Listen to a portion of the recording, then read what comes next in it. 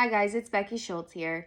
I'm a nurse practitioner, a mom of two, and I'm super passionate about helping women feel their best as we're just going through this busy life. So today I wanted to talk to you about something that I've been working on myself lately, and that is an effective morning routine. So we all have a morning routine, whether we know it or not. Your morning routine's either hitting snooze 3 or 4 times and then waking up late, rushing to get ready for work, rushing to get the kids ready, rushing out the door. And that's how you're starting your day in this rushed fight or flight state. Others, might have a different morning routine that maybe isn't so rushed, but maybe it's still really hard to get out of bed. I don't know about you, but I've never been a morning person as long as I can remember. However, the last 4 years, I've really been focused on my health and wellness, and the only time that I can squeeze in some time for myself as a busy working mom is first thing in the morning. So that is my me time. That's my time to set my intentions for the day. That's my time to really feel like I have a handle on the day and start my day off on a good foot. But it's hard to maintain that routine and that habit. And it's hard because once you get out of the habit of it, it can be really difficult to get back in, even though you know it's the right thing and it's good for you. So I've been reading a book, which is how I got inspired for this video today. I've been reading a book by Mel Robbins. It's called The Let Them Theory. If you have not read it or don't know anything about it, I highly recommend this. She doesn't specifically talk about any morning routines in this book, at least not where I'm at yet. I'm about, a third of the way through. But since I've been reading her book, I've been also listening to her podcast. And I came across a podcast yesterday and it was just super inspiring.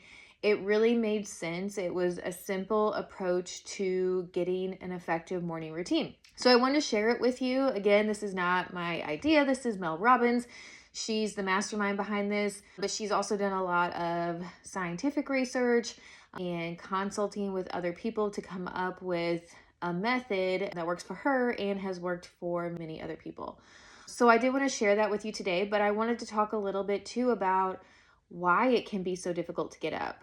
A lot of times it's our lifestyle. We just don't have the conducive lifestyle for an early morning when we are staying up late, binge watching TV shows, on our phones, scrolling all night, drinking alcohol before bed, or caffeine too late in the day, if we're living off caffeine all day just to make it through because we're not getting a good sleep, then we can't sleep because we've had all this caffeine. So it's a vicious cycle. So poor lifestyle, or I guess poor sleeping habits or sleep hygiene, is not conducive to helping you get into a habit of a good morning routine. Also, stress, depression, anxiety, those can really impact your motivation to get up and going in the morning, and that can really impact how you start your day. And then a sedentary lifestyle. We sit more than move, and that just isn't conducive to a good night's sleep either. So again, then it makes it hard to get up.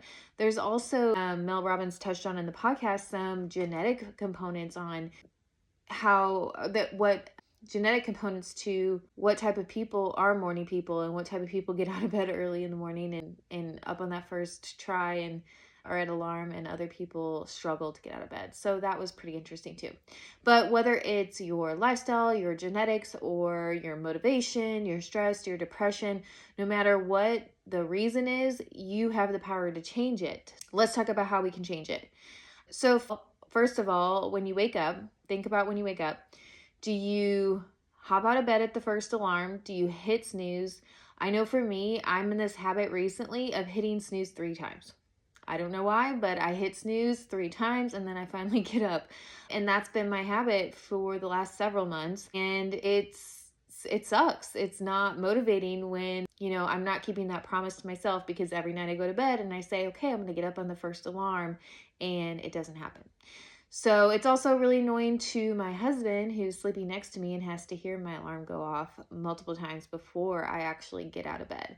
And then I still try to do my healthy habit, my good habit morning routine, but I'm rushed to get it done. I have to skip some things because I'm in a hurry, because I ran out of time, because I didn't wake up when my alarm went off the first time. So an easy method that Mel Robbins uses and I started using, first day was today, is the 5-4-3-2-1 method. So this kind of helps you to stop procrastinating or overthinking what you're going to do next, because if you stew on something or think about it too long, then you're most likely not going to do it. So when your alarm goes off first thing in the morning, count to yourself 5-4-3-2-1, and then just get up. Get up without thinking how tired you are, without thinking how comfortable your bed is, without thinking if I could only get like 5 more minutes, I'd be good. Just 5-4-3-2-1 and get up. The second thing that you should do right away is make your bed. I have a problem doing this because my husband sleeps after me, sleeps in longer than me. So I just made my side of the bed so that it's not easy to crawl right back into it. Then go brush your teeth. And the third thing you should do, which is kind of woo-woo or like hard to think will actually do something for you, but high five the mirror. Don't say anything, just high five the mirror to yourself. That's the third thing you should do. And this just subconsciously, when you're doing a motion, helps to form that habit. So don't even think about it. Just high five the mirror. Trust me on that. And then you should drink water first thing. So a lot of people think when they roll out of bed, especially if it's early, I need caffeine, I need coffee, I need something to get me going this early in the morning. But really, you've been sleeping all night.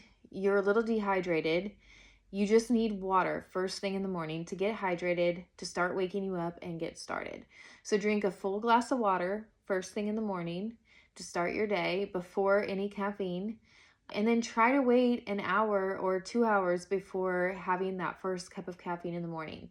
It takes some time for your body to get all of the sleepy chemicals out of your body and flushed out of your brain to make you feel fully awake. And if you drink caffeine first thing, your body holds on to that chemical. So water first thing, try to hold off on your caffeine for at least an hour. And then the next step would be morning sunlight. So get outside. There are so many studies that show morning sunlight has so many health benefits, as well as it's just kind of helping reset your circadian rhythm. So if you can't get morning sunlight, or you're like me and you wake up early, then you need to turn on the lights and get artificial light. When it is getting light earlier, I do like to sit outside in the morning and just get that morning sunlight for at least 10 minutes. But right now, I can't do that with my schedule and how early I get up. So I turn on the lights and kind of help my brain to start to wake up. And then the last thing is getting some movement. And something easy to start with is just like a 10-minute walk. And so walking for 10 minutes helps clear your head. It helps get your body to wake up, and it helps get you started to have a good day. And do all these things before you start looking at your phone, start taking care of your kids, checking your emails, checking your text messages. Do all of that and have that time for you before you do anything else. If you do that, it shouldn't really take you that long. Now, I always add in a workout too, a strength training workout usually. I like to do some reading if I have time. I like to do some journaling.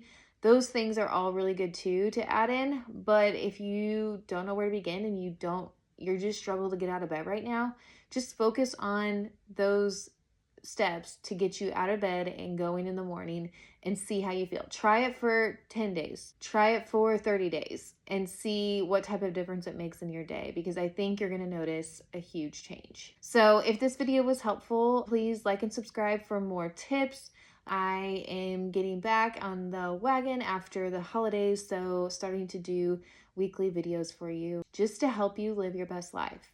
So I will talk to you next time.